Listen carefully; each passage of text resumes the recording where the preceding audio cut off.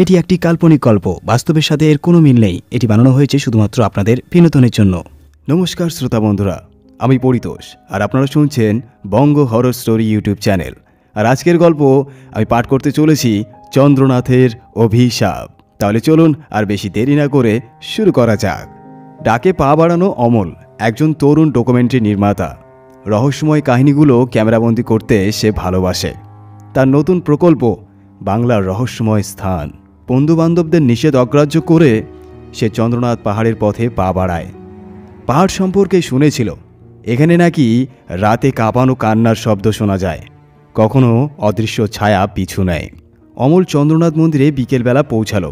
সূর্যের আলো কমে আসছিল আর মন্দিরের প্রবেশপথ ধোঁয়াটে হয়ে উঠছিল। মন্দিরে কোনো ভক্ত ছিল না, শুধু কিছু পুরনো দীপক জ্বলছিল।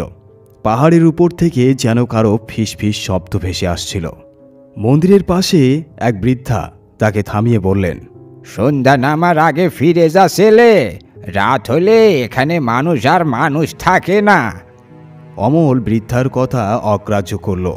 ক্যামেরা অন করে পাহাড়ের গহন পথে পা বাড়ালো। হঠাৎ করেই চারপাশ নিস্তব্ধ হয়ে গেল, যেন রাত হঠাৎ ঘনিয়ে এসেছে। তার পায়ের শব্দ পাহাড়ের গায়ে প্রতিধ্বনি তুলছিল। সে লক্ষ্য করল তার ছায়া যেন একটু বেশি লম্বা আর মোটা হয়ে গেছে। কিছুক্ষণ পর বুঝল সেটি তার ছায়া নয়। পেছনে ঘুরতেই তার শিরদাঁড়া দিয়ে ঠান্ডা স্রোত বয়ে গেল। গাছে ঝুলে থাকা কোনো ছায়া তার দিকে চেয়ে আছে। ছায়ার চোখ জ্বলজ্বল করছে আর তার হাত পাহাড়ের দিকে ইশারা করছে। অমল ছায়াকে অনুসরণ করতে শুরু করল। ছায়াটি তাকে একটি পরিত্যক্ত মন্দিরে নিয়ে গেল। সেখানে একটি ভাঙা শিলা রাখা ছিল। শিলার উপর প্রাচীন সংস্কৃত লিপি। হঠাৎ ছায়াটি আকার নিতে শুরু করল একজন নারীর রূপ।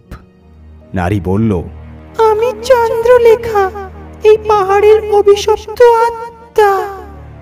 যে আমার অভিশাপ মুক্ত করবে সে পাহাড়ের রাজ সিংহাসনে বসবে, কিন্তু তার আগে তাকে সত্যিকারের সাহস দেখাতে হবে। পাহাড়ের চূড়ায় উঠে অমল দেখতে পেল একটি অন্ধকার গুহার মুখ। গুহাটি এত গভীর যে ভেতরের শেষ প্রান্ত দেখা যায় না। নারীর ছায়া যেন বাতাসের সঙ্গে মিশে গুহার ভিতরে ঢুকে গেল। অমল কিছুক্ষণ দ্বিধায় থাকলেও এক অজানা আকর্ষণে গুহায় প্রবেশ করল। গুহার ভেতরের দেওয়ালে অদ্ভুত প্রাচীন চিত্রকলা লেখা, মৃত্যু, যজ্ঞ এবং এক নারীর ভয়াবহ প্রতিকৃতি। হঠাৎই গুহার দেয়াল থেকে যেন চাপা কান্নার শব্দ আসতে লাগলো।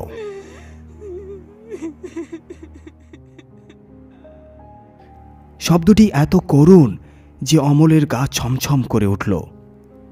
গুহার আরও ভেতরে গিয়ে অমল দেখতে পেল একটি পাথরের চক্র। চক্রটির চারপাশে ধ্বংসাবেশ এবং মানুষের হাড় ছড়িয়েছিল। চক্রের উপর একটি শিলালিপি খোদাই করা, অশুভের রক্ত দাও, শুভের আলো জ্বালাও। তাকে ছুতেই পাথরের চক্রটি ঘুরতে শুরু করল আর গুহার ভেতর এক নারী কণ্ঠ প্রতিধ্বনিত হল, যদি সত্য জানতে চাও তবে নিজের ভয় ত্যাগ করো। হঠাৎ চক্র থেকে কালো ধোঁয়া বের হতে লাগলো। সেই ধোঁয়ার মধ্য থেকে এক বিশাল ছায়ামূর্তি বেরিয়ে এলো। তার চোখ দুটি লাল আর মুখ থেকে থমথমে গর্জন। মূর্তিটি বলল, তোমার সাহস যদি সত্য হয় তবে এই পাথর ধরে দাঁড়াও। অমল পাথরের চক্রে দাঁড়াতেই তার চারপাশে আগুনের শিখা জ্বলে উঠল। ছায়ামূর্তি অমলের দিকে এগিয়ে এলো। অমল অনুভব করল যেন শ্বাস নিতে পারছে না। চারপাশের অন্ধকার তাকে গিলে ফেলার চেষ্টা করছে। তার হাতের ক্যামেরাটি নিচে পড়ে গেল। ছায়ামূর্তিটি বলল, তোমার ভয় আমাকে শক্তি দেয়, তুমি পালিয়ে যেতে চাও। অমল কাপা কণ্ঠে বলল, আমি পালাবো না, সত্য জানতে এসেছি। এই সাহসিকতার জন্য গুহার দেয়ালে আঁকা চিত্রকলাগুলি একে একে আলোকিত হতে লাগলো। তাতে দেখা গেল এক নিষ্ঠুর রাজা তার নিচের স্ত্রীকে বলি দিয়েছিল পাহাড়ের দেবতাকে সন্তুষ্ট করতে। সেই নারীর আত্মা অভিশাপ হয়ে এই পাহাড়কে ঘিরে রেখেছে। গুহার ভেতরে চিত্রকলা থেকে ছায়াটি আবার নারীর রূপ নিল। সে নিজেকে চন্দ্রলেখা বলে পরিচয় দিল। বলল, আমি ছিলাম এই পাহাড়ের রানী। আমার নিজের স্বামী আমাকে বলি দিয়েছিল তার ক্ষমতা ধরে রাখার জন্য, আর আমার রক্তে এই পাহাড় আজ অভিশপ্ত। আমি মুক্তি চাই, আমি মুক্তি চাই। অমল তাকে জিজ্ঞেস করল, আমি কিভাবে তোমায় মুক্তি দিতে পারি? চন্দ্রলেখা বলল, সত্যকে প্রকাশ করো, মানুষের সামনে আমার কাহিনী তুলে ধরো, তাহলে এই অভিশাপ আমার শেষ হয়ে যাবে আর আমি মুক্তি পাবো। গুহার থেকে বেরোতে গেলে অমলের সামনে বিশাল কালো ধোঁয়ার স্রোত এসে দাঁড়ালো। সেই ধোঁয়ার মধ্যে ভেসে উঠল অমলের নিচের মুখ। মুখটি হাসতে হাসতে বলল, তুমি আমাকে বাঁচাতে চাও নাকি নিজেকে? ধোঁয়া বলল, তোমার সামনে দুটি পথ, এক তুমি এখান থেকে পালিয়ে যাবে আর কখনো কারোর সঙ্গে কিচ্ছু বলবে না, দুই তুমি এই পাহাড়ের অভিশাপ ভাঙতে চেষ্টা করবে, কিন্তু তুমি জীবিত ফিরে যেতে পারবে না। অমল ধোঁয়ার দিকে চেয়ে বলল, আমি সত্য জানতে চাই, যদি জীবনও চলে যায় তবে তাই সই। অমলের কথা শোনার পর কালো ধোঁয়া বিদীর্ণ হয়ে গেল। গুহার চারপাশে আলো ছড়িয়ে পড়ল। চন্দ্রলেখা বলল, তুমি সত্যি আমার মুক্তির চাবি। এখন সময় এসেছে আমার আত্মাকে এই পাহাড় থেকে মুক্তি দেওয়ার। তার নির্দেশে অমল গুহার কেন্দ্রে রাখা একটি শিলাখণ্ড ভেঙে ফেলল। সেই শিলাখণ্ড থেকে এক জ্বলন্ত আলোর স্রোত বেরিয়ে আকাশে উড়ে গেল। চারপাশে বাতাসের মধ্যে এক শান্তি নেমে এলো। গুহার অভিশাপ মুক্ত হলেও অমল অনুভব করল তার শরীর ভীষণ ক্লান্ত। পাহাড় থেকে নামার পথে সে দেখতে পেল যে প্রকৃতি যেন নতুন প্রাণ ফিরে পেয়েছে। চন্দ্রনাথ পাহাড়ের সেই কুয়াশা, ছায়া আর ফিসফিসানি সব কিছুই যেন মুছে গেছে। গ্রামে ফিরে অমল তার ক্যামেরার রেকর্ডিং পরীক্ষা করল। সেখানে গুহার ভেতরের সব কিছুই ধরা পড়েছে।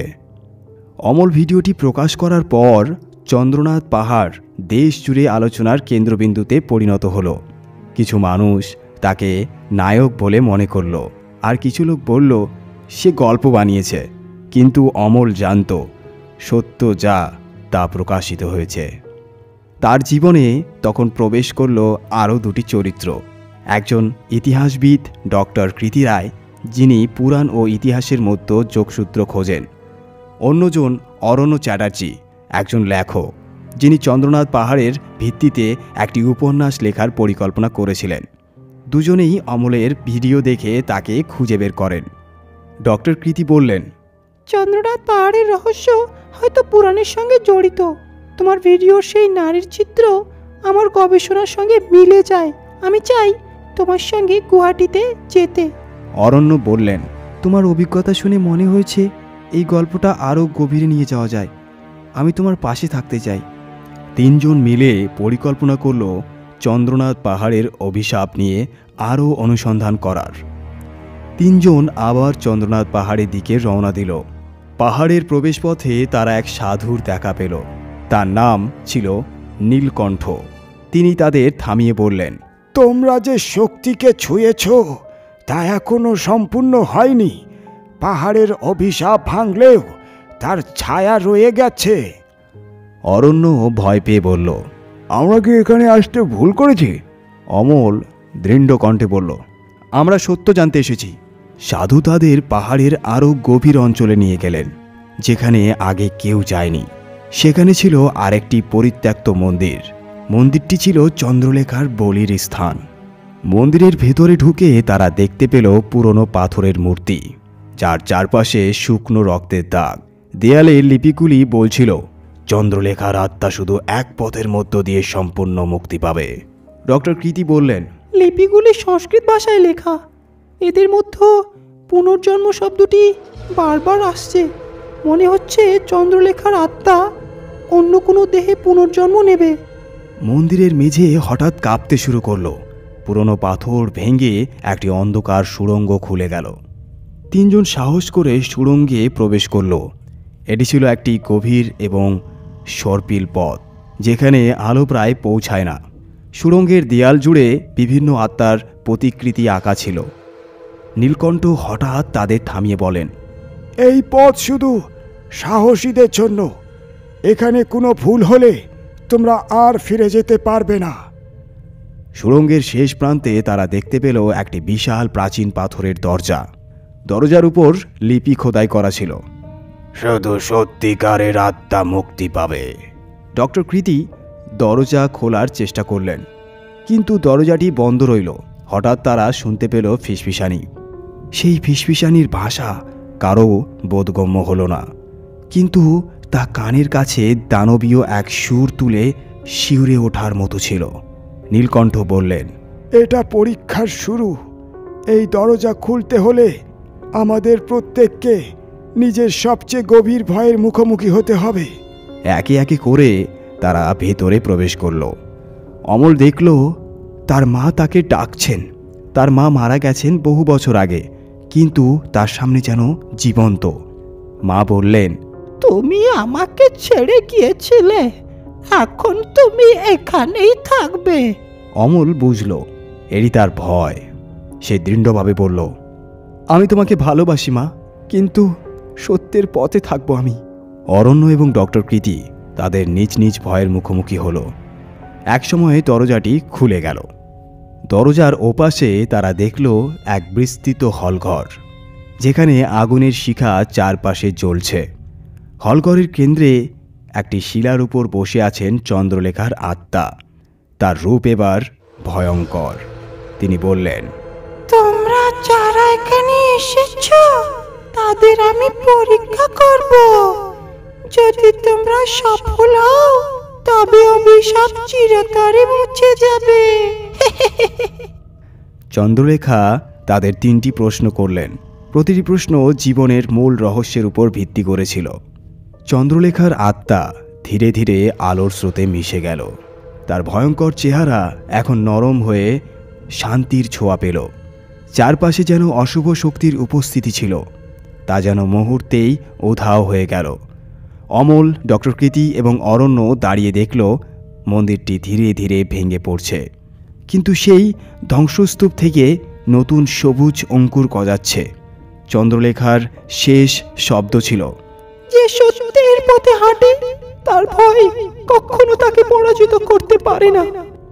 অমল বুঝতে পারল সত্যের সন্ধান কখনো সহজ নয়, এর জন্য ত্যাগ প্রয়োজন। সে ভাবল চন্দ্রনাথ পাহাড় শুধু একটি অভিশপ্ত স্থান নয়, এটি মানবতার পাপ ও ক্ষমতার লোভের প্রতীক। কিন্তু এটি একই সঙ্গে ক্ষমা ও মুক্তির একটি শিক্ষাও দেয়।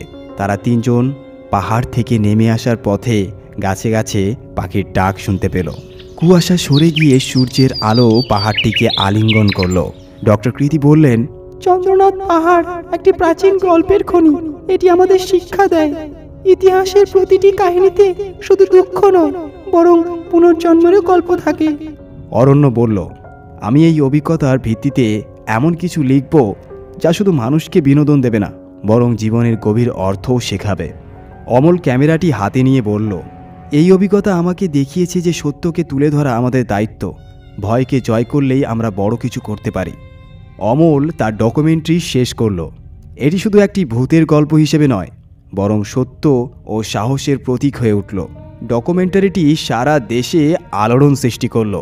মানুষ এই গল্প থেকে শিক্ষা নিল যে ভয় কখনো সত্যকে চাপা দিতে পারে না। ভিডিও শেষে অমল একটি বার্তা দিয়ে বলল, আমরা অনেক সময় আমাদের ভয়ের কাছে হার মানি, কিন্তু মনে রাখবেন সত্যিকারের সাহস হলো সেই ভয়কে মেনে নেওয়া এবং তার মুখোমুখি দাঁড়ানো। এই পাহাড় শুধু একটি স্থান নয়, এটি আমাদের নিজস্ব লোভ, পাপ এবং ক্ষমার প্রতীক। এই গল্প থেকে আমরা শিখি সত্যিই মুক্তি দেয়। চন্দ্রনাথ পাহাড় এখন অভিশাপ মুক্ত, কিন্তু তার কাহিনী মানুষের মনে চিরকাল জীবন্ত থাকবে। আপনি যদি কখনো চন্দ্রনাথ পাহাড়ে যান, আপনার মনে পড়বে সত্য, সাহস আর মুক্তির গল্প। যদি আপনি নিজেও কোনো ভয়, লজ্জা বা পাপ নিয়ে জীবন কাটান, মনে রাখবেন সত্যিকারের মুক্তি তখনই সম্ভব যখন আপনি নিজের কাছে নিজের ভয়কে জয় করবেন। আপনার ভেতরের পাহাড়টিকে চ্যালেঞ্জ করুন এবং দেখুন আপনি সত্যিকারের কতটা শক্তিশালী। তো শ্রোতা বন্ধুরা, আজকের এই গল্পটি আপনাদের কেমন লেগেছে অবশ্যই আমাদের কমেন্ট বক্সে জানাবেন। আর যদি ভালো লেগে থাকে তাহলে অবশ্যই চ্যানেলটিকে সাবস্ক্রাইব করে নতুন গল্পের অপেক্ষায় থাকবেন।